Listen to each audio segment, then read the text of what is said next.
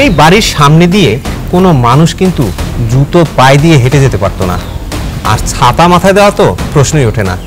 এরকমই অত্যাচারী ছিলেন তারা। তবে হচ্ছে আসলে একেবারে পরিত্যক্ত, তো এখানে এই মাটিগুলো তোলার পেছনে কারণ কি? ওই যে মাটিগুলো তোলার পেছনের একটা কারণই হচ্ছে 700 বছরের অত্যাচারের প্রতিশোধ একদিনে নেওয়া হয়েছিল। এই জায়গাটার অবস্থা খুবই জরাজীর্ণ, এখানেও বিশাল বড় গর্ত হয়ে গিয়েছে। আর সেটা 47-এর দেশ বিভাগের সময়। আর মানুষের অভিশাপে এই জায়গাটা বর্তমানে ভুতুড়ে জায়গায় পরিণত হয়েছে, যেখানে নাকি জিনের উৎপাতও রয়েছে। গত পর্বে আমরা আপনাদেরকে চাঁদপুরের একটা মুসলিম জমিদার বাড়ি ঘুরিয়ে দেখিয়েছিলাম, আর তার সাথে সাথে আমরা জেনেছিলাম তার দয়া দাক্ষিণ্যের অভূতপূর্ব ইতিহাস। আর আজকের পর্বে আমাদের গন্তব্য হচ্ছে এখানকার একটা হিন্দু জমিদার বাড়ি। তবে তার চরিত্র কিন্তু পুরোই উল্টো ছিল, আর সেটা জানার জন্যই এখন আমরা গ্রামের রাস্তা ধরে ছুটে চলছি।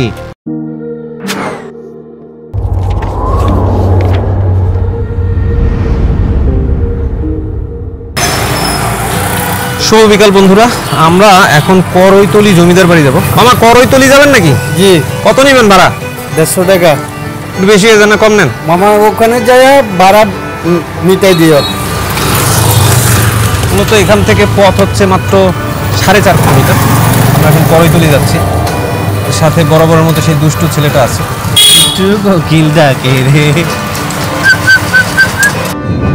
বন্ধুরা, বর্তমানে আমরা রূপসা বাজার ধরে ছুটে চলছি। এখান থেকে করইতলির দূরত্ব খুবই কম, মোটামুটি 4-4.5 কিলোমিটার, আর যেতে খুব বেশি একটা সময় লাগে না। রিক্সা নিয়ে গেলে আপনাদের সর্বোচ্চ 15 থেকে 20 মিনিট সময় লাগবে। বন্ধুরা, চলতে চলতে অবশেষে আমরা কিন্তু গ্রামের রাস্তায় চলে এসেছি। এই রাস্তা ধরে আমরা আরও অল্প পথ গেলেই কিন্তু পৌঁছে যাবো এই করইতলা জমিদার বাড়ি।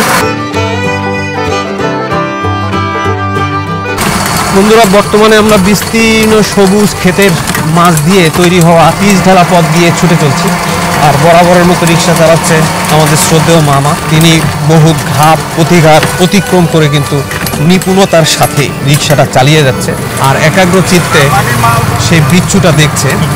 আমাদের সবচেয়ে একটা জিনিস ভালো লাগছে, আমি আমার লাইফে, হ্যাঁ রিক্সায় তো সবসময় আমরা চলাফেরা করি, কিন্তু এই গ্রামের মেঠো পথে এইটাই মেবি আমার ফার্স্ট টাইম মানে এরকম জার্নি, যেখানে আমি রিক্সা সবসময় অটো, সিএনজি কিংবা আদার্স অনেক কিছু ইউজ করা হয়, বাট এই ধরনের রাস্তায় এই টাইপের রিক্সায় এটা ফার্স্ট টাইম জার্নি, এবং দূর সবসময় মাজাময় হয়, এবং এটা হচ্ছে মাশাআল্লাহ মাশাআল্লাহ মাশাআল্লাহ।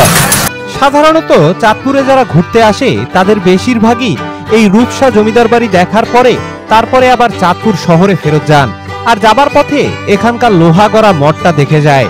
কিন্তু অনেকেই এই করাইতলি জমিদার বাড়ির সম্বন্ধে জানেই না, অথচ এই জমিদার বাড়িরও রয়েছে একটা অভূতপূর্ব ইতিহাস, আর সেটা জানার জন্যই কিন্তু আমাদের এই যাত্রা।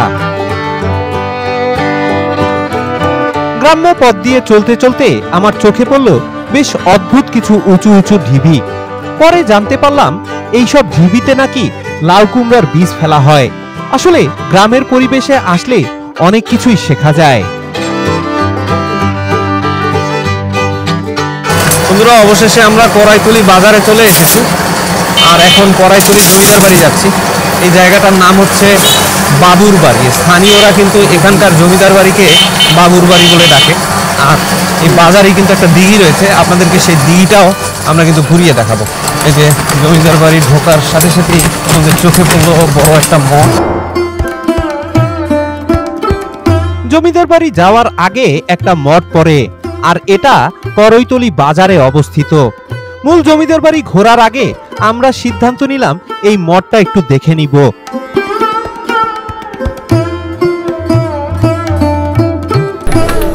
বন্ধুরা, এই মঠটাও কিন্তু সেই জমিদারি আমলেরই মঠ।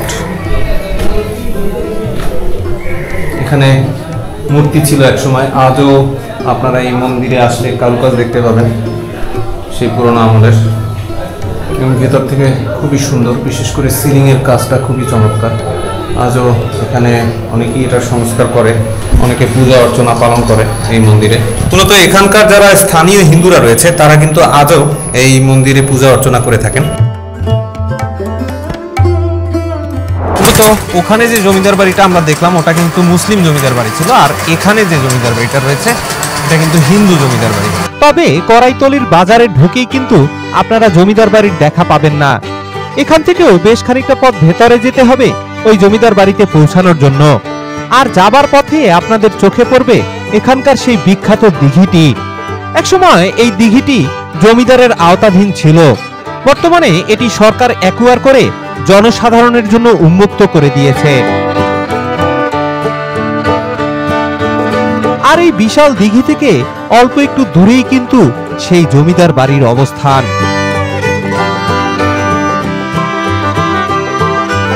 এই জমিদার বাড়ির যতটুকু শান শওকত অবশিষ্ট রয়েছে তার মধ্যে এই দিঘিটি উল্লেখযোগ্য।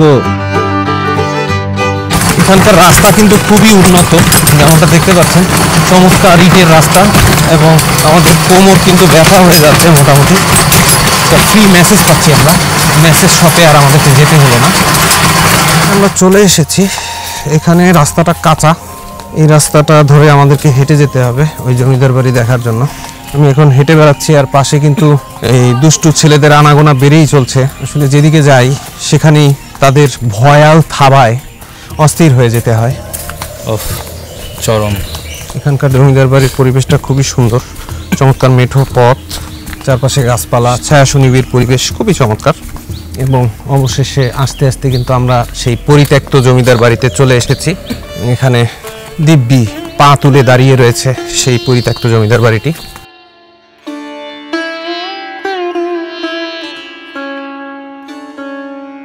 তবে জিনিসটা কিন্তু খুবই সুন্দর, সামনে বাগান, আর ভয়ালভাবে আজও দাঁড়িয়ে রয়েছে সেই জমিদার বাড়ি, কিন্তু খুবই জরাজীর্ণ অবস্থা।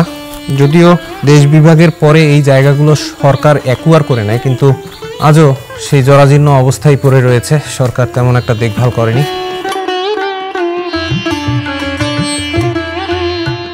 ভাবতেই অবাক লাগছে, এক সময়কার জাঁকজমকপূর্ণ জমিদার বাড়ি আজকে যেন একটা ভুতুড়ে বাড়িতে পরিণত হয়েছে। এখানকার পরিবেশ খুবই সুন্দর, চমৎকার ছায়া সুনিবিড় পরিবেশ, কিন্তু জমিদার বাড়িটি সংস্কারের অভাবে একদম ভেঙে পড়েছে, এবং ভেতরে দেখেন একেবারে খানাখন্দ হয়ে গিয়েছে, ভয়ঙ্কর অবস্থা। মেঝে নেই, একদমই নেই, এখানে বিশাল বড় গর্ত, খুবই জঘন্য অবস্থা। উপরে ছাদ খসে খসে পড়ছে, বিল্ডিংয়ের অবস্থা যাচ্ছে তাই, ইটগুলো সবই একদম খসে পড়েছে। এখানে যেমন দেখতে পাচ্ছেন একটা জানালা রয়েছে, এই পাশে অবশ্য মেঝে রয়েছে, কিন্তু ময়লা আবর্জনায় পরিপূর্ণ।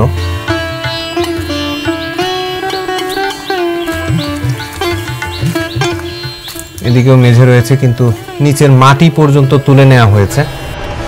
আজও এই জমিদার বাড়িতে আসলে আপনারা এর কঙ্কালসার দেহের ভেতরে কিছু কিছু কারুকাজ দেখতে পাবেন, কিছু কারুকাজ আজও জীবিত রয়েছে। শত শত বছর আগে তৈরি করা এই জমিদার বাড়ি আজও যেন তার পূর্বের দ্যুতি ছড়াচ্ছে। এর প্রতিটি কোণের অপূর্ব নকশা আমাদেরকে বলে দিচ্ছে যখন এটার যৌবন ছিল তখন এটা কতই না সুন্দর ছিল। আজকে এই ভগ্নদশাতে এসেও এর সৌন্দর্যের যেন কোনো কমতি নেই। আসলেই তখনকার যুগের আর্কিটেক্টরা খুবই দক্ষ কারিগর ছিলেন।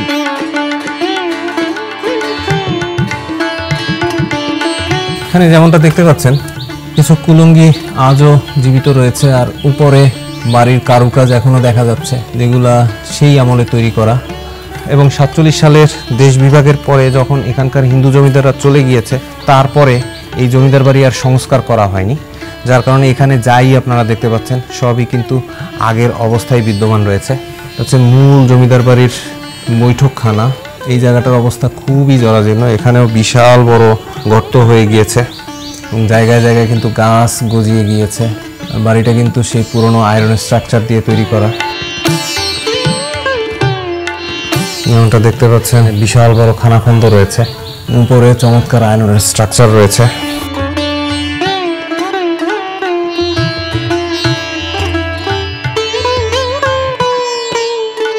আচ্ছা রূপক, জমিদার বাড়িটা কেমন লাগতেছে? মাশাআল্লাহ, এটা সুন্দর, তবে হচ্ছে আসলে একেবারে পরিত্যক্ত, তো এখানে মানে এই যে কিছু কিছু ব্যাপারগুলো স্ট্রাকচার মানে কঙ্কাল টাইপের, আপনি যেভাবে বলছিলেন পুরোটা কঙ্কাল টাইপের দেখা যাচ্ছে। তবে এটা একটা পরিপাটি খুব সুন্দর একটা জমিদার বাসা ছিল, মানে এখন বর্তমানে নাই, বর্তমানে একেবারে নেই। এই যে দেখছেন না কি অবস্থা, মানে এটা দেখে তো মানে আমার কাছে কাইন্ড অফ লাগছে যে আমাদের এলাকার কিছু মানুষ যারা ছিল তারা খুব বাসায় চুলা বা কিছু বাড়ানোর জন্য মাটি তুলে নিয়ে যায়, ঠিক সেম এইভাবে এখান থেকে তুলে তুলে নিয়ে যায়। ওই পেছনেরটা দেখলে হয়তো অন্ধকারে দেখা যাচ্ছে না, ওটাও মাটি নাই। সেম সেম, হ্যাঁ। আচ্ছা, এই মাটিগুলো তোলার পিছনে কারণ কি? ওই যে মাটিগুলো তোলার পেছনের একটা কারণই হচ্ছে যে হয়তোবা এখানকার মাটিগুলা তাদের বাসার কোনো বা বাচ্চারা খেলাধুলা করে কিংবা চুলা বানায়, তো এই ক্ষেত্রে মনে হয়েছে এই মাটিটা সেরা, ঠিক আছে তাহলে ওই জমিদার বাসার ওখান থেকে ওই মাটিটা নিয়ে আসো। মানে এই কাইন্ড অফ আমাদের এলাকাতে এই সেম ঘটনাটাই আসলে ঘটে, তো এটা হইতেই পারে। কিছু কিছু জায়গায় কিন্তু আবার মাটি রয়েছে এবং অবিকৃত অবস্থায় রয়েছে এবং আদি সেই স্ট্রাকচার কিন্তু এখনো রয়েছে। যেমনটা আপনাদেরকে রূপসা জমিদার বাড়িতে দেখিয়েছিলাম, ওখানকার একটা পরিত্যক্ত জায়গায় কিন্তু আমরা এই টাইপের ছাদ দেখেছিলাম। গতদিন আমরা রূপসা জমিদার বাড়িতেও আপনাদেরকে এরকমই একটা ছাদের স্ট্রাকচার দেখিয়েছিলাম। আর আপনারা খুব ভালো করেই জানেন ওই রূপসা জমিদার বাড়িও কিন্তু একসময় হিন্দু জমিদার বাড়ি ছিল। সম্ভবত পুরো বাড়ির অতটুকু স্ট্রাকচারই হিন্দুদের আদলে রেখে দেওয়া হয়েছে। আসলে তখনকার সময় হিন্দু জমিদাররা যেসব বাড়ি বানাতো সেগুলোর ছাদের স্ট্রাকচার এরকমেরই ছিল। সম্ভবত ওই হিন্দু জমিদারের পুরনো স্ট্রাকচার সংরক্ষণের জন্যই ওই জায়গাটা ওভাবেই রেখে দেওয়া হয়েছে। তবে এখানে এসে কিন্তু আমরা এরকমই একটা ধারণা পেলাম। এতক্ষণ ধরে আমরা শুধু জমিদার বাড়িটা দেখেই চলছি, এবারে ইতিহাসের পাতা উল্টানোর সময়। মূলত এই চাঁদপুরে 175টি গ্রাম রয়েছে, আর তার মধ্যে একটি হচ্ছে এই কড়াইতলি। এবং এই কড়াইতলিতে প্রায় 800 বছর আগে একজন জমিদার এসেছিলেন সেই সুদূর বরিশাল থেকে, আর তিনি এই জমিদার বাড়িটি প্রতিষ্ঠা করেছিলেন।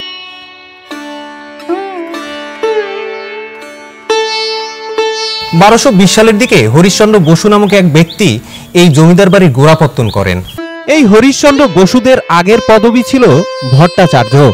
পরবর্তীকালে তা হরিশ্চন্দ্র বসু নিজে পরিবর্তিত করে বসু পদবি ব্যবহার করতে শুরু করেন। মূলত তিনি নিলামের মাধ্যমে এই জমিদারিত্ব ক্রয় করেছিলেন এবং তিনি প্রায় 70 বছর এখানে জমিদারিত্ব করেছিলেন। 1220 সালে এই জমিদারিত্ব ক্রয়ের পরে প্রায় 70 বছর পরে 1290 খ্রিস্টাব্দে তিনি পরলোক গমন করেন এবং তার জমিদারিত্ব অনেক বছরই কিন্তু টিকেছিল, আর সেটা একেবারে দেশ বিভাগের আগ পর্যন্ত। কিন্তু তাদের ইতিহাস কিন্তু খুব একটা ভালো ছিল না। ইতিহাস থেকে যতটুকু জানা যায়, এই জমিদার বংশের জমিদাররা অনেক অত্যাচারী প্রকৃতির ছিলেন, যেমনটা বাংলাদেশের অন্য অন্য হিন্দু জমিদাররা ছিলেন। এই বাড়ির সামনে দিয়ে কোনো মানুষ কিন্তু জুতো পায়ে দিয়ে হেঁটে যেতে পারতো না, আর ছাতা মাথায় দেওয়া তো প্রশ্নই ওঠে না। এরকমই অত্যাচারী ছিলেন তারা, এবং তারা কিন্তু জোরপূর্বক এখানকার এলাকাবাসী ছেলেমেয়েদেরকে জমিদারিত্বের কাজই ব্যবহার করতেন, কোনো রকমের কোনো পারিশ্রমিক ছাড়া। এই অত্যাচারের রাজত্ব প্রায় 700 বছরেরও বেশি সময় টিকেছিল। আর এই অত্যাচারী জমিদারের মধ্যে সবচেয়ে উল্লেখযোগ্য জমিদার ছিলেন উমেশ চন্দ্র বসু। এবং ব্রিটিশ পিরিয়ডে এই অত্যাচারের পুরস্কার স্বরূপ ব্রিটিশদের কাছ থেকে উমেশ চন্দ্র বসু বিশ্বাস উপাধি লাভ করেন। পরবর্তী সময়ে উমেশ চন্দ্র বসুর পুত্র জগেশ্বর বিশ্বাস জমিদারি প্রথা এগিয়ে নিয়ে যান। তার 2 ছেলে হয়। বড় ছেলে বিনয়ভূষণ বিশ্বাস, যিনি হরিপদ বিশ্বাস নামেও খ্যাত ছিলেন, এবং ছোট ছেলে ছিলেন গোবিন্দ বসু, যিনি ব্রিটিশদের দেয়া উপাধি ব্যবহার করতে পারবেন না বলে নিজের বসু পদবি রেখে দেন। এই ধরনের অত্যাচার তারা কিন্তু সেই দেশ বিভাগের আগ পর্যন্ত চালিয়েছিলেন। আর আজকে এই জরাজীর্ণ অবস্থা দেখে কিন্তু আপনারা বুঝতে পারছেন কেন তারা বর্তমানে এখানে নেই। কারণ তাদের অত্যাচারের প্রতিশোধ নিতে গিয়ে তাদেরকে দেশ ছাড়া করেছিলেন এখানকারই অধিবাসীরা। সেই সময় জমিদার বাড়ির উপরে শত্রুদের আক্রমণ ঘটলে বিনয়ভূষণ বিশ্বাস নিজের স্ত্রী পুত্র এবং কন্যাদেরকে নিয়ে প্রথমে ঢাকা জেলার অন্তর্গত কলাগাছিয়া গ্রামে কিছুকালের জন্য আত্মগোপন করে থাকেন। পরবর্তীতে দেশভাগের পরে ইংরেজি 1948 সালে তিনি তার স্ত্রী সন্তানদেরকে নিয়ে তৎকালীন পশ্চিমবঙ্গের 24 পরগনা জেলায় বসবাস শুরু করেন। আর এমনটাই ঘটে, অত্যাচার বেশি দিন টিকে না। আর ভারতবর্ষ ভাগের পরে ইংরেজি 1951 সালে শেষ জমিদার গোবিন্দ বসুর হাত ধরেই এই জমিদার বাড়ির পতন ঘটে। সুতরাং বন্ধুরা, কড়াইতলি জমিদার বাড়ি থেকে আজকের মতো আমরা এখানেই বিদায় নিচ্ছি। ইনশাল্লাহ আগামী পর্বে এই চাঁদপুরের অন্য কোনো জায়গা থেকে আবার আপনাদের সাথে দেখা হচ্ছে। সে পর্যন্ত তাহলে বিদায়। আসসালামু আলাইকুম রহমতুল্লাহ।